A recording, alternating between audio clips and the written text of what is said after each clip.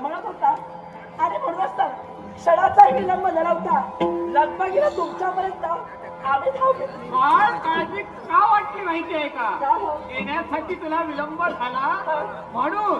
कारण उदयी येणाऱ्या शुभमुहूर्तावर तुझा विवाह सोहळा संपन्न करायचा आहे. मी जाणते बाबा, काळजीपोटी सारं काही तुम्ही असं बोलता, पण मला सुद्धा माझं कर्तव्य कळतं.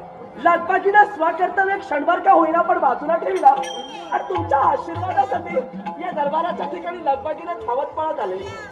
पण हे शुभ कार्य जोपर्यंत निर्विघ्नपणे पार पडत नाही तोपर्यंत माझ्या देहाला स्वच्छता नाही. पण विचार करतो आहे कुठल्या गोष्टीचा? देशोदेशीच्या राजकर्त्यांना निमंत्रण पाठवलं आहे.